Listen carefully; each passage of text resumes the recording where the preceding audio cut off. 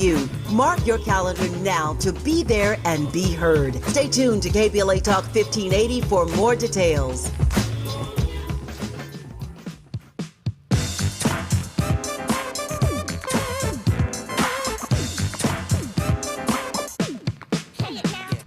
Mirror, mirror on the wall, tell me, mirror, what is wrong? Can it be my daylight clothes or is it just my daylight song?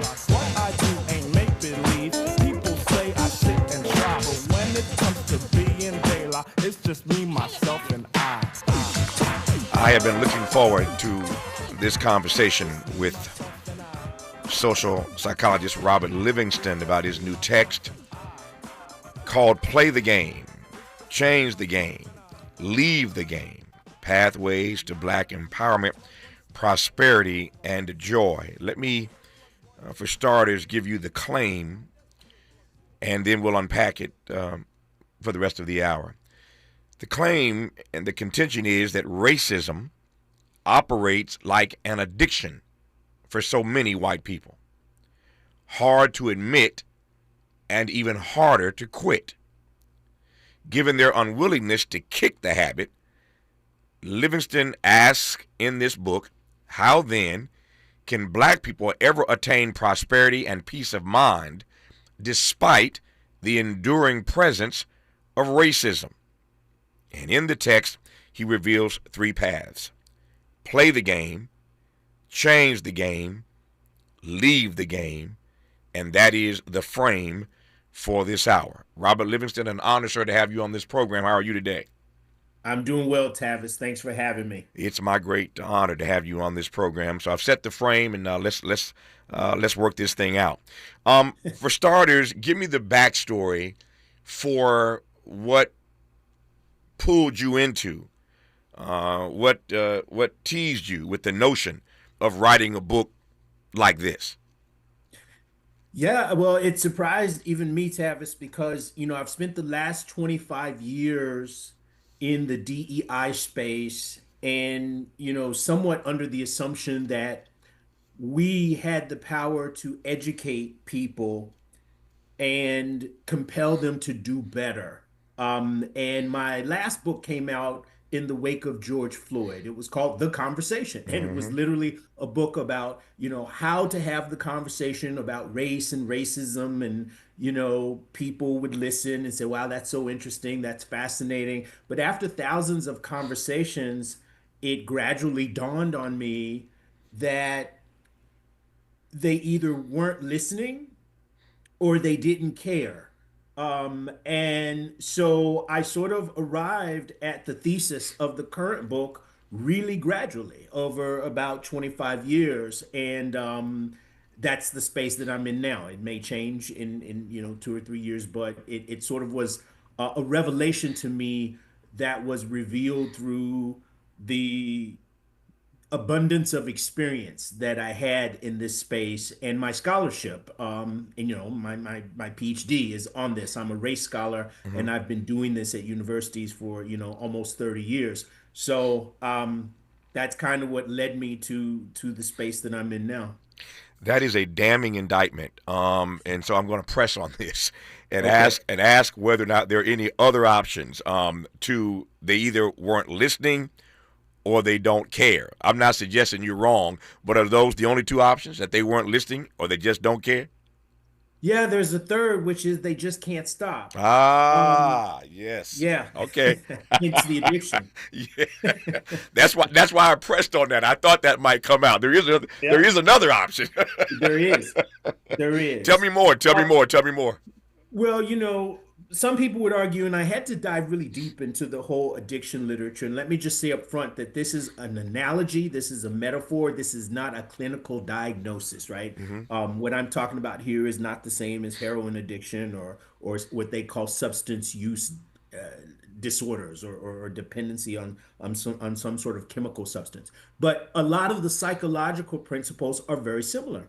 which is why I draw the parallels between the addiction to white supremacy and addiction more broadly. By the way, most medical professionals argue that you can have a behavioral addiction, so not all of them are chemical. So, for example, you can be addicted to gambling. Yeah. For example, you can be addicted to shopping. You can be addicted to sex. There's lots of things. So it's not just chemicals. But I don't want to get into a deep discussion about what addiction is because I think it sort of derails us. What I sort of realized is that one of the hallmarks of addiction is you realize that you're doing wrong.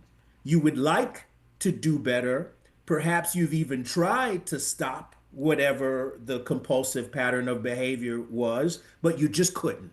So that is the other alternative to the, don't understand, don't listen, don't care, is that you do for all of those things, but for whatever reason, you've tried to stop and just couldn't, which really makes it more of an addiction than you just not caring. Because often there's a lot of shame and guilt and other sorts of emotions tied up in the cycle of behavior that indicates that the individual would rather not be embroiled in the sort of dysfunctional, non-productive pattern of behavior that they're in, but they just haven't found a way to stop it.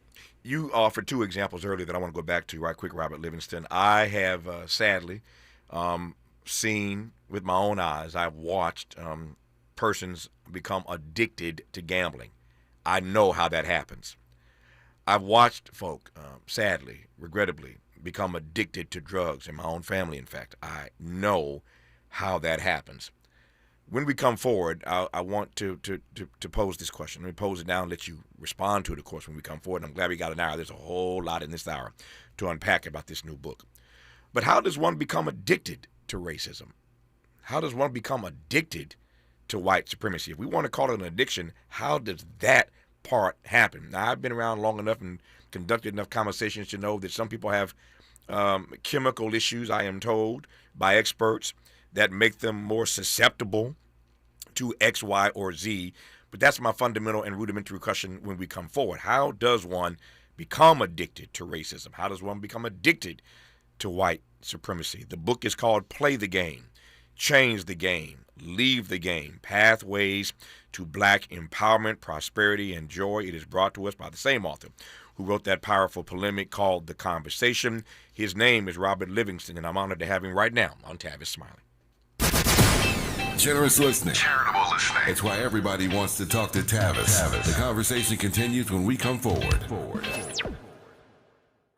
This is a special alert to all Americans who own a vehicle with less than 200,000 miles with an auto warranty about to expire or with no warranty coverage at all. Due to a decline in the economy, CarShield is announcing a low-cost month-to-month vehicle protection plan that is now available to the public to save any driver out-of-pocket expenses on future auto repairs. Call now to find out how you can pay almost nothing for covered auto repairs. Yes, you heard that correctly. Pay almost nothing for covered auto repairs. An open phone line has been established for all drivers to call for a free quick quote. Call 800-297-1563 now. Drivers who are covered will not have to pay for covered repairs again. This protection plan is at an all-time low. Additionally, drivers who activate this vehicle protection today will also receive free roadside assistance, free towing, and car rental options at no additional cost. Call us for your free quick quote today. 800-297-1563. That's 800-297-1563. What do you have to lose? Call 800-297-1563. Again, 800-297-1563. You know that Big Bargain detergent jug is 80% water, right? It doesn't clean as well. 80% water? I thought I was getting a better deal because it's so big. If you want a better clean, Tide Pods are only 12% water. The rest is pure, concentrated cleaning ingredients. Oh, let me make an announcement. Attention shoppers, if you want a real deal, try Tide Pods. Stop paying for watered-down detergents. Pay for clean. If it's gotta be clean, it's gotta be Tide Pods. Water content based on the leading bargain liquid detergent. Make a move into a home of your own. With City National Bank's Ladder Up Home Loan Grant, you could receive up to $20,000 that you never need to pay back. Use it toward your down payment, save on closing costs, or to buy down your mortgage rate. Find out more at cnb.com/ladderuphome. City National, here for every stage of the journey. Property must be in a qualifying market in California, New York, or New Jersey. Additional terms and conditions apply. Not all applicants will qualify. Terms are subject to change without notice. City National Bank is an equal housing lender. Member FDIC. NMLS number 536994. You're still glowing, flirting, grooving. You've still got it. But your immune system weakens as you age, making it harder to fight flu, pneumococcal pneumonia, RSV, and COVID-19. Vaccines are a key part of any health routine and help strengthen your immune response. Ask your doctor or pharmacist which vaccines you need. Schedule in minutes at vaxassist.com. Sponsored by Pfizer. Why choose a Sleep Number smart bed? Can I make my site softer? Can I make my site firmer? Can we sleep cooler? Sleep Number does that. Cools up to 8 times faster and lets you choose your ideal comfort on either side. Your Sleep Number setting. It's the Sleep Number biggest sale of the year. All beds on sale up to 50% off the limited edition smart bed. Plus free premium delivery with any smart bed and adjustable base. Ends Labor Day. All Sleep Number smart beds offer temperature solutions for your best sleep. Check it out at a Sleep Number store or sleepnumber.com today.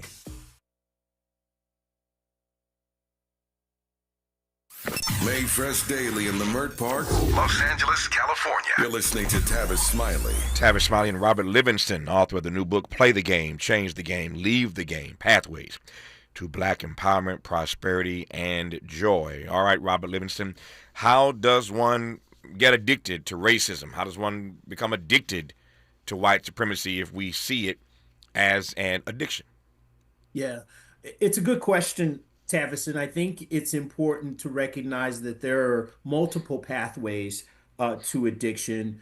I think most often we see voluntary initiation. So, someone's curious about something, whether it's a slot machine or whether it's a joint. Or there's peer pressure. There are people around you who are engaging in the behavior, and so you do it as a function of social pressure. Or experimentation. People are, want to try something new. All those, I think, fall into the voluntary initiation category. But then there's also non-voluntary initiation, and that sort of environment to individual transmission, such as a mother, for example, who is dependent on some chemical substance, gets pregnant, and then the child is born dependent on that same substance, the child who never voluntarily initiated the substance. And so I'm proposing that one of the ways that this is transmitted in the context in which I'm speaking of this, being this sort of national epidemic of white supremacy addiction, is through history, through the environment, and through intergenerational transmission. I did a lot of research and diving into sort of the history of our country and sort of the history of capitalism and sort of the migration that happened from Europe to the United States in the 17th, 18th, 19th century. And what's really interesting is that you had a group of people who really didn't have any status or power in their countries of origins. And they're traveling to a place to become these self-made men and women. And what ended up happening in the United States is that personhood and freedom became defined in terms of whiteness. Personhood was defined in contrast to slavery. How do you know you're free? Because these were many people who were not free in England or Ireland or wherever they came from. But they defined or redefined freedom in contrast to the unfree, which became Black people. They came up with this concept of whiteness, which didn't exist in Europe at the time, right? You weren't white, you were British or Irish or French or German, and they had wars between quote unquote white people because they didn't see themselves as white. But all of a sudden, all of these people come here and they become white. And there's lots of books about this, how the Irish became white, how the Jewish became white, so forth and so on. There are debates about whether Armenians were white. There's a rich history in all of this. But what this does is put whiteness center stage in terms of one's identity, and not only one's identity, but one's self-worth.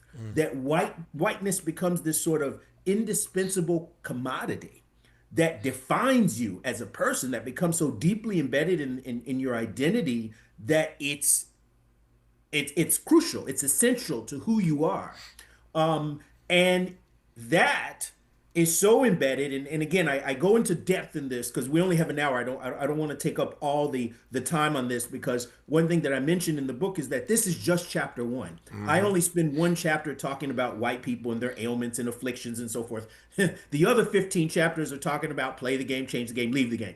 But I realize it's an intriguing topic. But the short answer is, the crack baby metaphor, that you're born into this environment where every thread of the cultural fabric, of the legal system, of the economy, of the political system is infused with this substance that we can call white supremacy. And so you don't need the voluntary initiation, that it becomes part of the air, the ethos, everything that white people become in this country as a function of these centuries of history. Yeah, you said so much in that just now, Robert, that I'm glad we do have an hour. And again, I warn the audience, I cannot do justice to this brilliant polemic in 1 hour. It's called Play the Game, Change the Game, Leave the Game, Pathways to Black Empowerment, Prosperity, and Joy. I'm going to tell you that 25 times between now and the top of the hour, because I know I can't do justice to it, so I want you to get the book and read it for yourself. But I'm going to do the best I can in this hour. There's a couple things you said now I'm going to go back to right quick before I push forward. I think this is the first thing I want to hit. And I was going to go there anyway, so I'm glad you went there. So I guess great minds think alike, and if I'm thinking like Robert Livingston, then I'm in good stead then. So you're right about the fact that the first chapter is about, I will put it this way, as I read the book. The first chapter is about them. All the other chapters are about us. That's an interesting frame. Tell me why you did that. I think I get it, but you spend so much. I think my point is, I think the way you lay the book out can be instructive and informative to black people writ large in a variety of ways. That it's more about us than them. You take my point, but why did you frame the book in that way? Yeah, so part of it was my own journey. As I mentioned before, I spent 5 years, and because I really went deep in the last book, The Conversation. I spent 5 years coming up with the book that was essentially all you ever wanted to know about racism, but were afraid to ask, and how you can do better, right? And I kind of needed to explain what would have seemed to a lot of my readers as this abrupt shift from, this emphasis on anti-racism education that I'd been doing for so long to, what? It's really not that productive to have these conversations if you're talking to a crackhead, because it doesn't make sense to sit down and say, or to a smoker even. Let's say, to say, oh, these cigarettes are bad for you. And they say, wow, that's so interesting. And here's what it does to your heart, and here's what it does to your lungs. First of all, they know that already. Anybody who's a smoker knows that it's much more difficult to climb 3 flights of stairs after you've had 3 cigarettes than when you're not, right? So in many ways, you're not giving them new information. The specifics may be enlightening. They might not know exactly how it affects the heart or which ventricle, or, you can get into the nitty gritty, but the basics, they already know that smoking is harmful. And so then the question is, will this information actually get them to quit? And if not, why are you having the conversation about it? So that's kind of why I needed this chapter as sort of a transition for me and for people who are sort of saying, but wait a minute, you were talking about them and focused on them and trying to educate and trying to do all of these things. And why all of a sudden did it shift to, us rather than let's help rehabilitate them? And I also want to say, Tavis, this is important. I'm not, an Afro-pessimist. There's a lot of different movements. I'm not even a racial realist. This is sort of Derek Bell's research. And there are people who say racism will always be a part of American society. And some that say there's nothing you can do about it. And maybe even some that say you're foolish to even try because it's just, so deeply embedded in our systems. I don't necessarily subscribe to any of those notions. I don't have a crystal ball. I cannot predict the future. And similar to an addiction, there are people who enter recovery and there are people who stop. It's not most people who do it, but there are some people who stop. And so I don't want to present that impossibility to say, oh, we're forever stuck in this. No. But what I'm saying is it's very difficult and you cannot educate a person out of an addiction. You can only rehabilitate a person out of an addiction. And what we had been trying before were three pathways that I think don't work with addiction, which is the informational pathway. Let me teach you about Black history. Let me teach you about how we're suffering. Let me teach you about unconscious bias and microaggressions, sort of like telling a smoker, let me teach you about how bad this is for your heart and lungs. They kind of already know that. The second is the moral approach to say, if you were a good person, you wouldn't do this because good people don't do bad things. That doesn't work either. Like, I don't believe, because I also have had experience with it from friends and family members, I don't believe that people who are suffering from addiction are bad people. In fact, it's often quite the opposite. They're very sensitive people who have a hard time coping with many of the problems of the world and they seek a refuge, right? So I don't think it's a moral issue. And telling someone you're a bad person because you do opioids won't work because they may not even be a bad person and that's not why they're doing the drug. They have a sense of inadequacy. They have a sense of deficiency. They may have trauma. There's all sorts of things going on to produce that behavior. And then the third thing we try to argue is the self-interest sort of angle. And this is like the book, The Sum of Us by Heather McGhee, that says, there's the solidarity dividend, that if we just help white people realize that if, we got rid of racism, they would benefit too. When the tide rises, all ships rise with it. That doesn't work because it's like telling an addict, if you stop this, you could have a better life. Or if you keep going, you could lose your job, you could lose your kids, you could lose your family, you could lose your wife, you could lose your life. And the addict says, oh my gosh, I didn't realize I had all these things to lose. So let me give up the crack pipe. That's not how it works. Yeah. And so realizing that those three things that all of us have been doing, the informational pathway, the moral pathway, and the self-interest sort of strategy, saying, if, again, my metaphor is correct, and this operates more like an addiction, those things are not going to work. And I also want to say, Tavis, just for the people who are interested, there are three core components of an addiction. One is need. And there's a difference between liking whiskey and needing whiskey. And there's a difference between believing that Black people are inferior and needing to believe that Black people are inferior. And I would argue that white supremacy is actually characterized by the latter, that white people actually need to believe in the inferiority of Black people more than they actually believe in the inferiority of Black people. So, if you go back to colonial times, they would say, oh, Black people are dirty and disease-ridden. Yet, you're putting your kids on our laps, in our faces. That doesn't make any sense. Or, Black people are stupid, and unintelligent. Yet, you go to great lengths to keep us from learning to read and write. Yep. That doesn't make any sense. If someone's true, so there's sort of all of these rationalizations to maintain this system that indicates a need more than an actual belief. And, Baldwin once said, you need the N-word. Right? You, the white people, invented him, and you need that Black boogeyman, and you need to figure out why. Because I'm not the N-word, I'm a man, and you invented him, right? So there's a need for this N-word that white. There's a need for this Black caricature, this boogeyman that white people have created, and the question is why. So all of that I just wanted to say is part and parcel of this addiction and of these persistent patterns of behavior that we see in terms of the country taking 3 steps forward and then 4 steps backwards. It's like you get clean for a while, you do okay, I'm going to do better, and then you fall off the wagon again. And we've been doing that since Reconstruction, right? For the last 180 years or so. So it's been it's been a long road to go through these cycles. No, I'm doing my best to push forward, and Robert Livingston won't let me get there. He just won't let me. he won't let me get there. I'm pushing. I'm glad I got the hour. I'm pushing my way to giving him a chance to just top line for us play the game, change the game, leave the game. I promise I'll get there on the backside of this hour. But again, he ain't making this easy for me. Let me just ask you right quick, and I got to do this quickly. I love the distinction you just made. I'm still marinating on it. I'm noodling on it.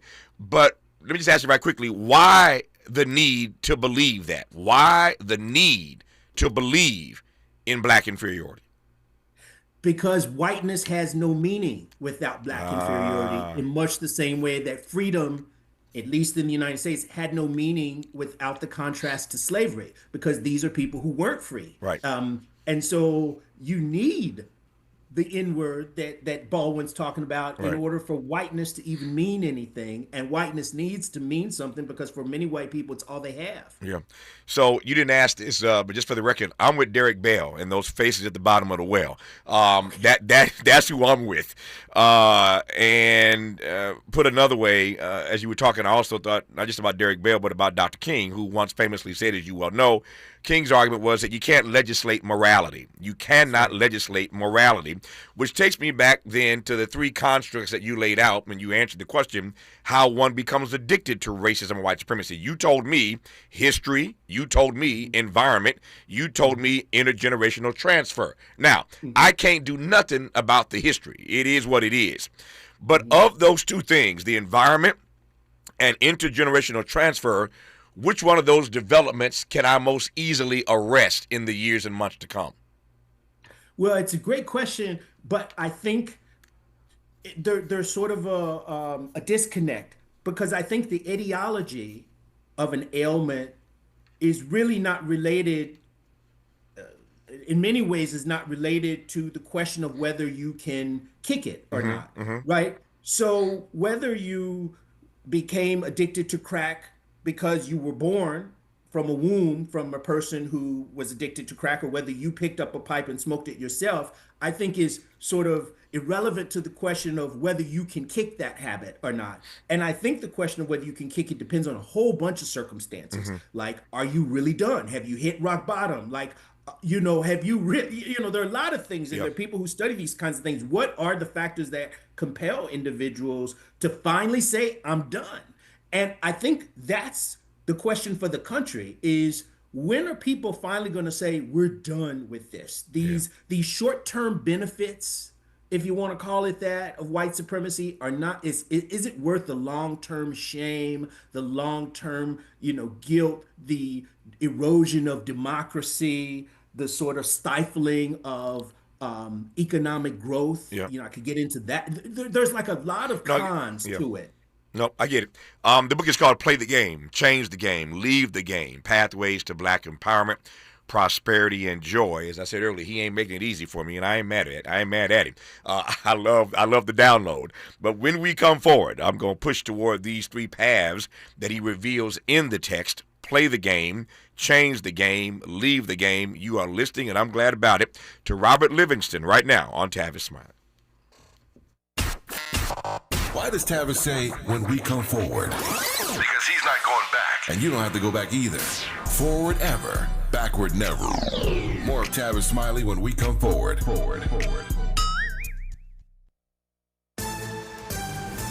I'm Bree Wood with BIN News Now. Health Secretary Robert F. Kennedy Jr. is expected to face tough questions in the Senate over his decision to fire the CDC director and receive vaccine policy changes. Louisiana Republican John Kennedy says he has concerns. What I'm most interested in is restoring the confidence of the American people in public health in America, and so far that hasn't been done. More than 1,000 Health and Human Services employees have called for him to resign. 4 young black sisters, ages 2 to 7, died in a house fire in Columbus County, North Carolina. The girls were home alone when the blaze broke out. 2 older children escaped and called 911. The SBI is investigating the cause. And Beyonce turns 44 today, a number deeply tied to her life and career. She just wrapped a record-breaking Cowboy Carter tour and remains the most Grammy-awarded artist in history. Get BIN News Now on demand 24/7 on the iHeartRadio app. Think It Up is an initiative to activate student-powered, teacher-led learning projects. Students and teachers, how can you spark great learning experiences in your classrooms today? Join at thinkitup.org. Is this the dagger? This is the KBLA Sports Minute with Ray Richardson.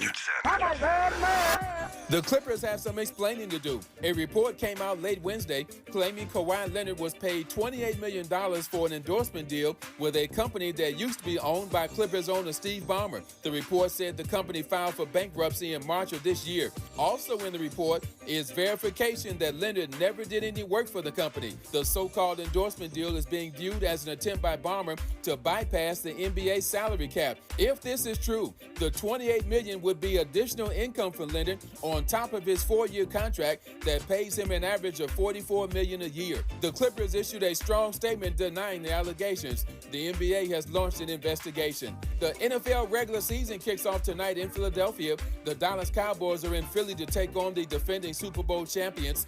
5:20 p.m. kickoff on NBC.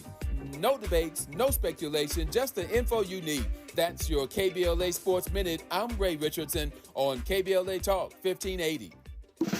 Are you ready to be a part of the conversation that will help shape our nation's future? Get ready to join us for the Left Coast Forum, Saturday, October 25th at LA Trade Tech, where progressive voices will come together to tackle the issues that matter most to working families across Los Angeles and beyond. From economic justice to climate action, from healthcare to housing, we're bringing together the brightest minds and most passionate advocates for real solutions and real change. With workshops, 2 major keynote addresses, and a closing reception with great music and good food. It's the Left Coast Forum, where your voice matters and your ideas take action. Saturday, October 25th at LA Trade Tech. Brought to you by KBLA Talk 1580 and the LA Progressive. The future won't wait, and neither should you. Mark your calendar now to be there and be heard. Stay tuned to KBLA Talk 1580 for more details.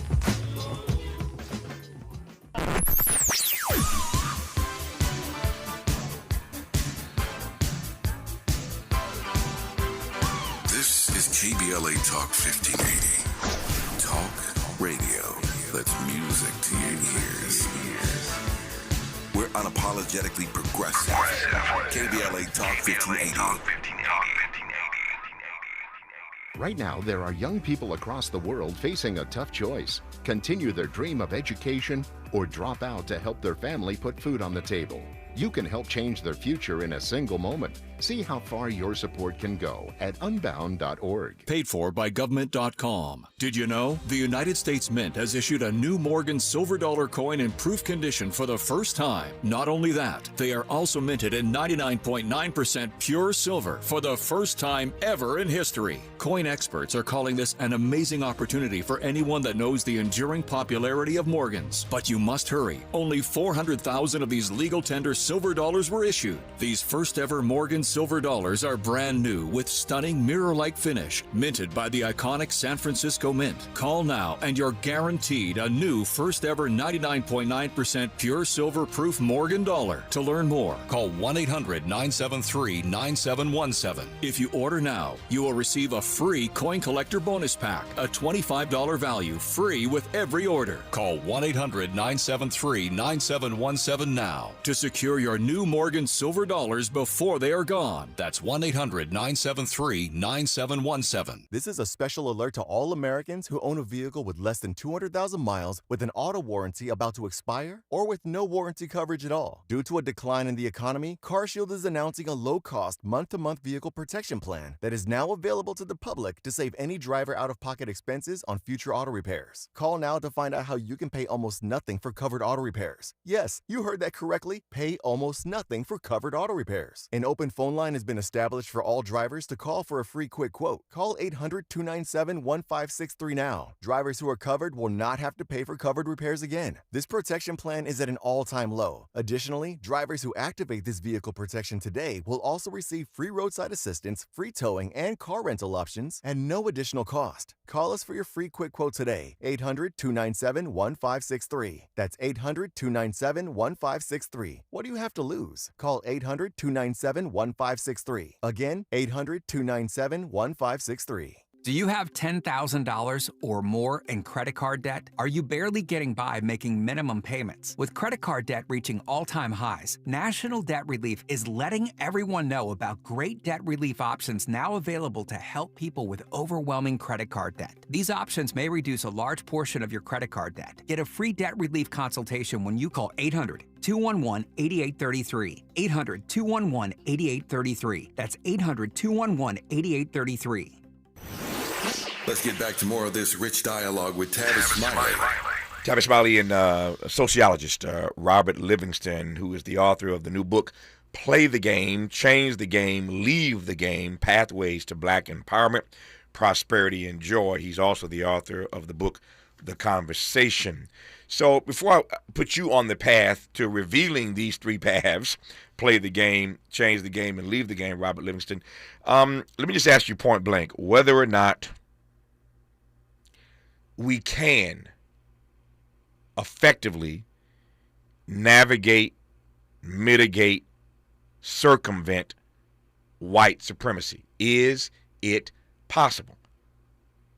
Yes, it's definitely possible. And that's what made me so excited about writing this book. And let me just say, Tavis, that in addition to empirical research and data and all of that I cite, being a social scientist and academic, at Harvard, I get into the weeds with, real folks who've been out there playing the game, changing the game, leaving the game. And, I include their perspectives in this book. So these are people like Ken Chenault, the former CEO of American Express, a Black man who rose to the highest rank of a financial services company. I talked to Deval Patrick, the governor of Massachusetts. I talked to Angela Davis, who I call the OG. I had an amazing conversation with Angela Davis for 90 minutes about changing the game. And then, in terms of leaving the game, I talked to Charles Blow and his whole strategy of remigration to the South. And so, and a bunch of other people, Kimberly Crenshaw, Anthony Fox, Eddie Glaude, Carol Anderson, Ibram Kendi, there were a bunch of people that I talked to off, I should say off the record because their dialogue is included, but sort of informally about these three strategies of play the game, change the game, leave the game. So I'm absolutely convinced that these are viable strategies because there are people who've done it and there are people who are doing it in addition to the research that says it can be done. I think you'll take my point. Again, I'm going to give you all the time we need to let you unpack, play the game, change the game, leave the game. But I think you'll take my point on this, Robert. There's a way in which I can respond to you by saying, I hear you, but it sounds more possible for individuals than the collective. Does that make sense to you? It does make sense. And the title of one of my chapters on Change the Game is called Eroding the Pillars of Systemic Racism, and with an emphasis on the word eroding, because I think a lot of the strategies for changing the game are not a complete dismantling or collapse or eradication. It's more of how do we attenuate the strength or virulence of these toxic forces that we have in our society.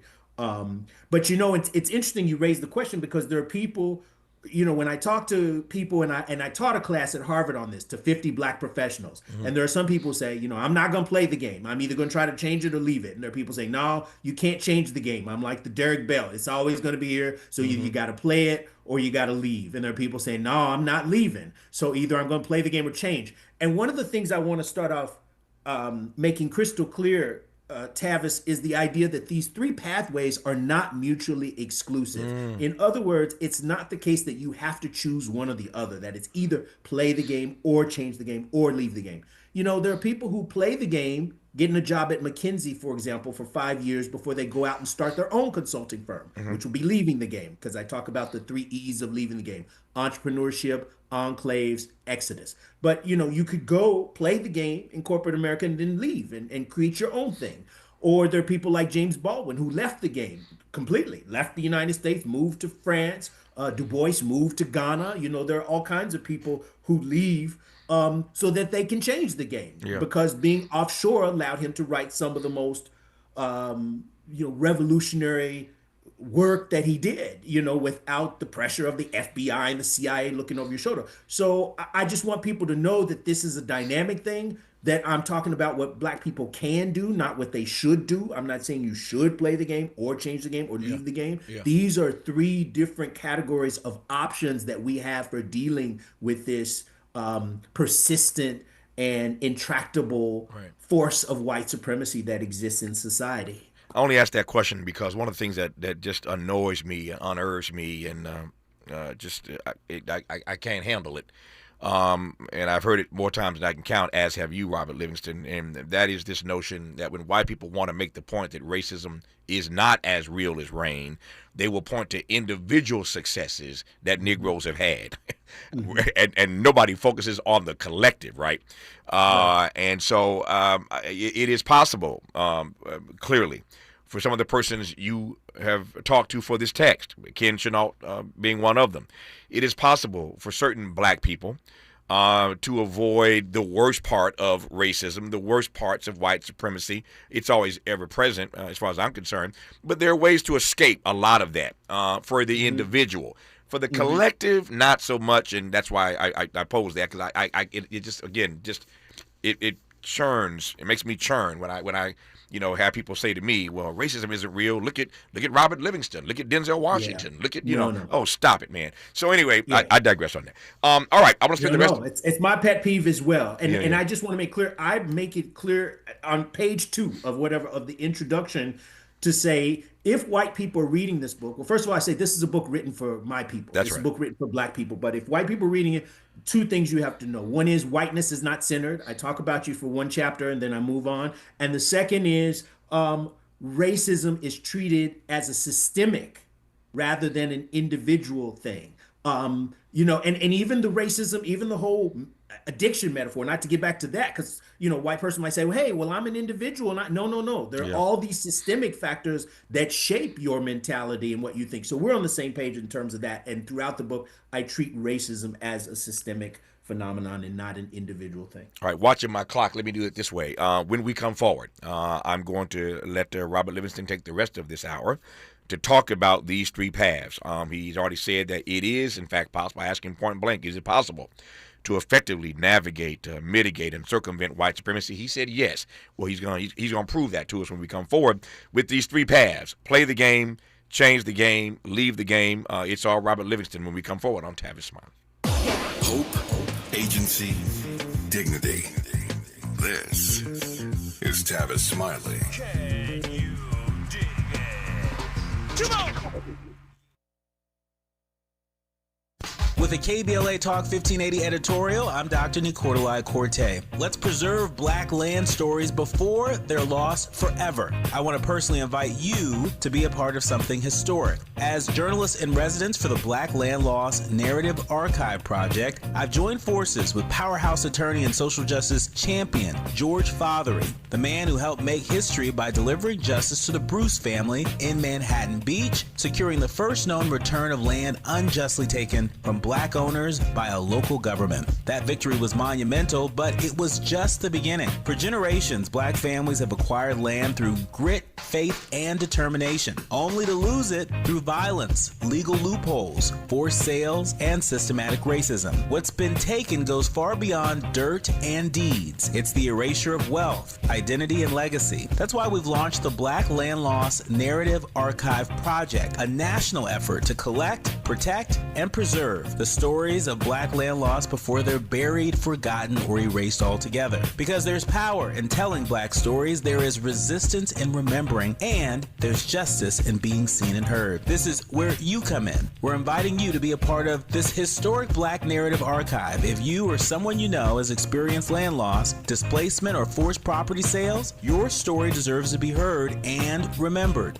Your story belongs in this archive. Your truth matters not just to your family, but to our collective future. Visit blacklandlost.org today. Fill out our simple intake form and add your voice to the National Archive of Remembrance, Resilience, and Reckoning. Let's make these stories live on, not in whispers, but on the record. With a KBLA Talk 1580 editorial, I'm Dr. Nicolai Corte, and as always, we welcome your feedback. We ask seniors how to prevent Medicare scams. My best advice, if you get a phone call, do not talk to the person. These people are well trained. Don't talk to them.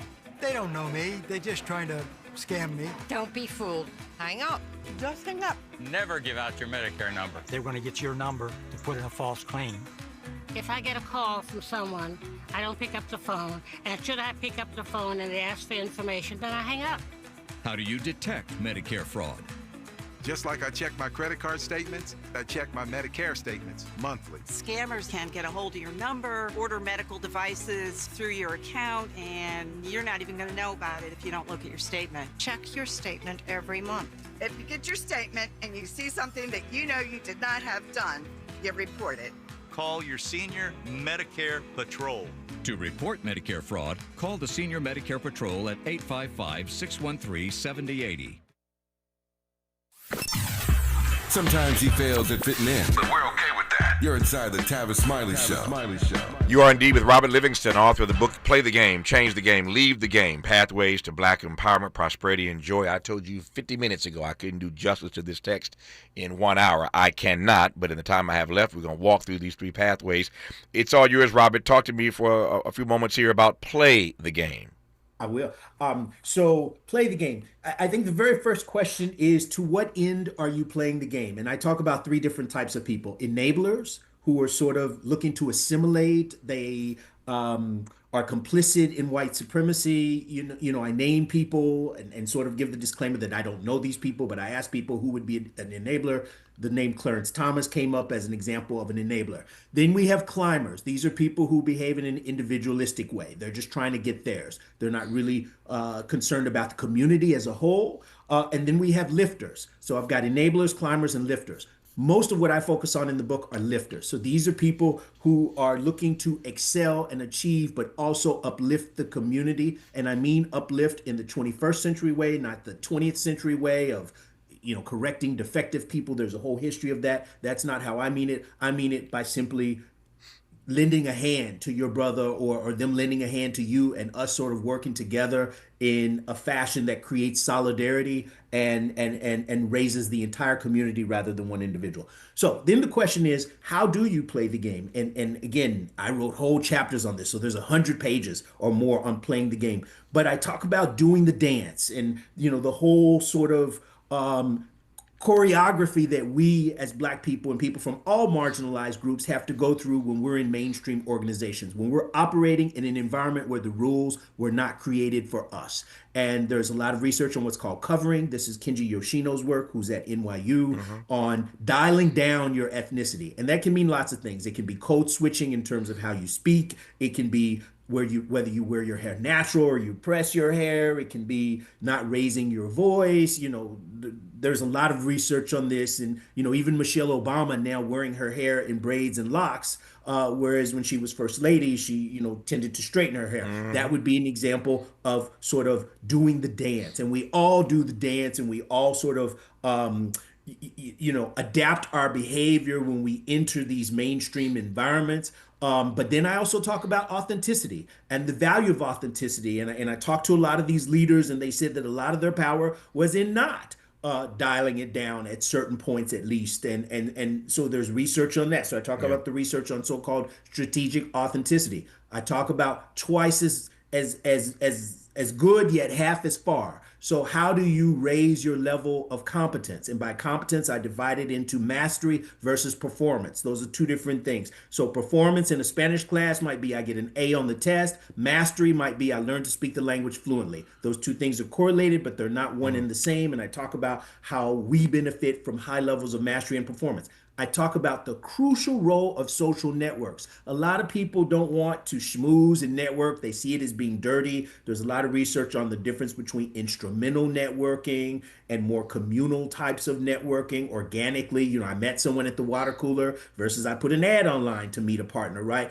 It's considered to be okay in the personal domain, like if you're looking for a spouse, but it's not considered okay in the professional domain. And so I talk about the implications of that, because you really need to be deliberate in your networking, and you have to have a diverse social network, and not just people who look like you, or not just people that you feel comfortable with, but people from all walks of life. And I talk about the research on the advantages of having a diverse network. And then I talk about playing the game to change the game, because again, these three pathways, as I mentioned before, are not mutually exclusive. And I talk about people, and I interviewed Deval Patrick, and it was really interesting in our interview because he's what people call, and the literature calls, a tempered radical. This is sort of an outside insider. And then there are untempered radicals. So these are people who want to burn the whole thing down.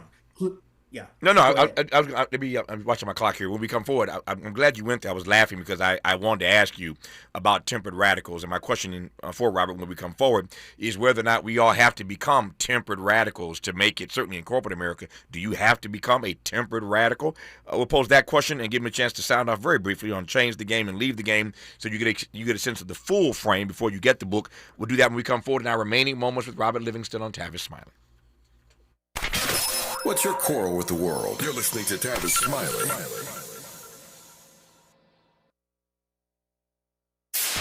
KBLA Talk 1580. We've got a lot to talk about.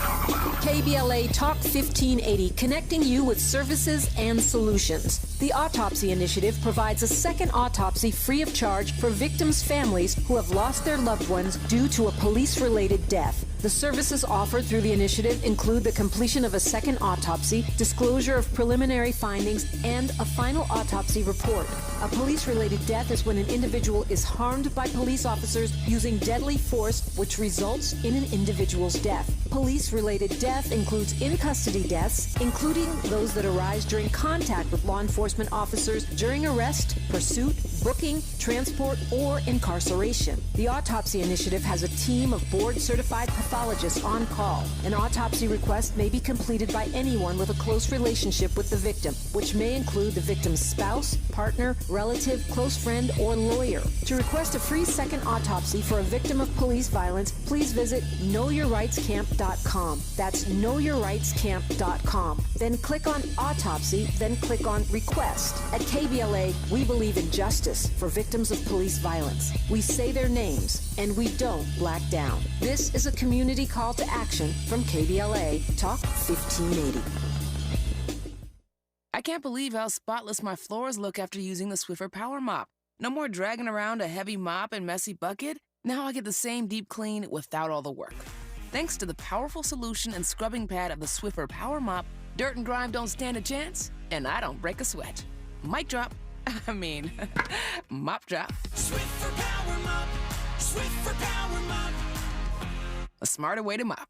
Try it or your money back.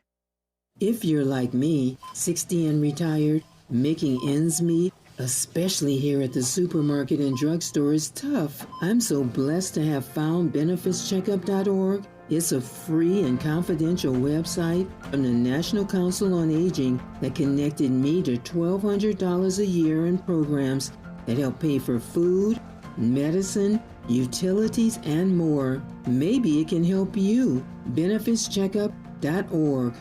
You know where you want to go in life, and City National Bank can help. City National knows the dedication it takes to build your vision for the future into a reality, and our team is here for you. We have a wide range of options to help, from personal savings accounts to interest-bearing money market savings accounts and more, all designed to help you get where you want to go. City National, here for every stage of the journey. Learn more at cnb.com. City National Bank is a subsidiary of Royal Bank of Canada, member FDIC.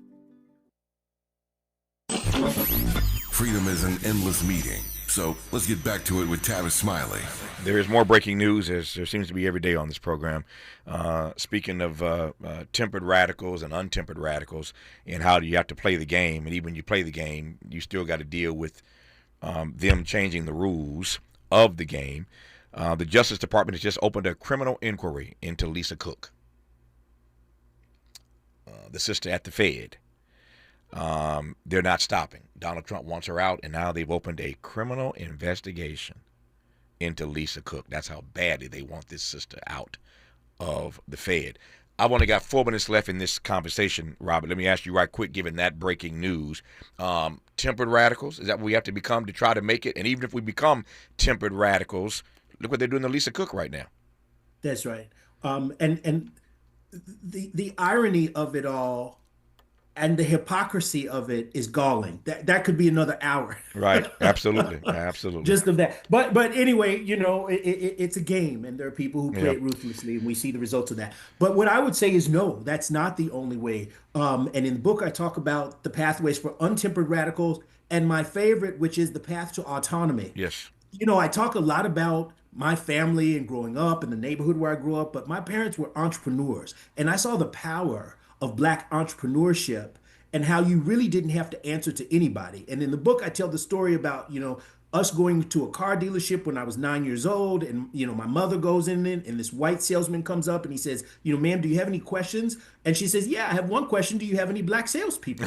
And I remember as a 9-year-old, me and my little god sister were like, and she said, I'm not going to spend my money in any place that doesn't have, and just how unapologetic you can be if you do your own thing. So that is one way that you can create your own game or your own rules is through entrepreneurship. I got 2 minutes left. Say just top line, and this is probably better anyway because I've learned doing this for 30 plus years, Robert. If you give the whole book away, you ain't moving no product. So we just going top line.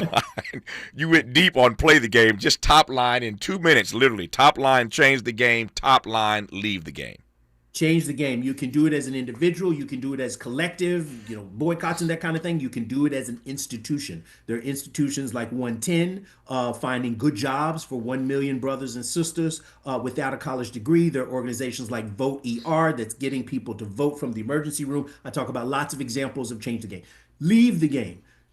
As I mentioned before, entrepreneurship is one way to create your own rules. So you're leaving the game in a sense, even though you're embedded in the broader system of capitalism. I talk about enclaves, HBCUs. I'm in Augusta, Georgia right now. I just did a wonderful presentation, very uplifting, at Payne College last night. I'm scheduled to tour 15 other HBCUs. These are enclaves that create people that ironically do a lot better in mainstream society than people who go to predominantly white institutions. So, that kind of disabuses us of the misconception that you have to be assimilationist in order to survive in the greater environment. And again, I go deep in that. And then Exodus. Whether it's external exodus, there's a series now on TV called Coming From America about people who move back to Africa.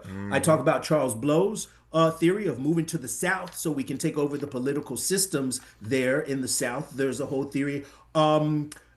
So yeah, that's top line. So there's lots of ways to change the game as individuals, collectives, and institutions. There's lots of ways to leave the game while not completely leaving the game, in addition to playing the game. And there's no one right way. One more thing that I want to say, Travis, is I want to make it clear that, Tavis, is that the addiction metaphor is not an excuse for white people. Nope. It is an explanation. It's not an exoneration. It's like DUI. If you're wondering why that person's swerving, it might be that they're drunk. Doesn't mean there's no consequences. Doesn't mean you won't go to jail for it. It's just explaining why you're driving funny. I love that. It is an explanation, not an exoneration. The book is called Play the Game. Change the Game, Leave the Game, Pathways to Black Empowerment, Prosperity, and Joy. Its author, Robert Livingston, has been our guest in this hour. I've enjoyed it immensely. He's also author of the book of The Conversation, so while you grab one, grab the other. Robert Livingston, thank you for your work and your witness. I mean that sincerely. I appreciate you, sir. Thank you. Just like that, 3 hours gone. Tomorrow is Friday, so tomorrow's the best of Tavis Smiley.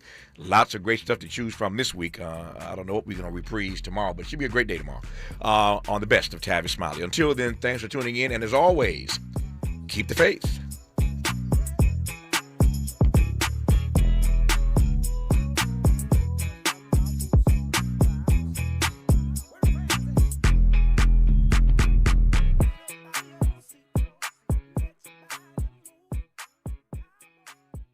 KBLA 1580 Santa Monica.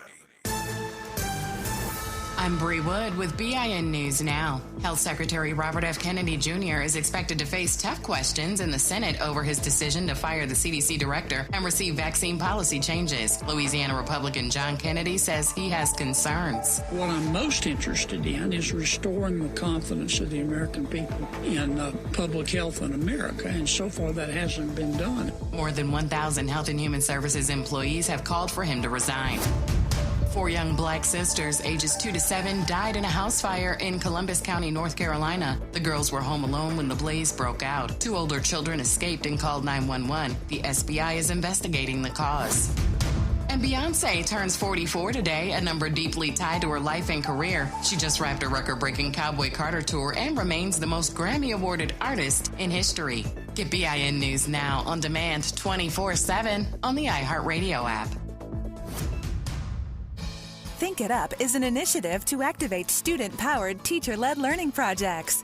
Students and teachers, how can you spark great learning experiences in your classrooms today? Join at thinkitup.org. Is this the time? This is the KBLA Sports Minute with Ray Richardson. If the NBA proves that Clippers owner Steve Ballmer violated salary cap rules with the extra $28 million for Kawhi Leonard, the Clippers could face significant punishment. The NBA could take draft picks away from the Clippers or fine the organization as much as $7 million. The league also could hand down a suspension to Ballmer or Clippers general manager Lawrence Frank. The LA Sparks have 4 games left in the WNBA regular season to make the playoffs, something they have not done in 4 years. The Sparks are a game and a half behind the Indiana Fever for the 8th and final playoff spot. Next game for the Sparks is Friday night in Atlanta against the Atlanta Dream. The Dodgers need a win tonight in Pittsburgh to avoid getting swept in the 3-game series. In the Dodgers' 3-0 loss Wednesday night, they were 0 for 4 at the plate with the bases loaded. No debates, no speculation, just the info you need. That's your KBLA Sports Minute. I'm Ray Richards.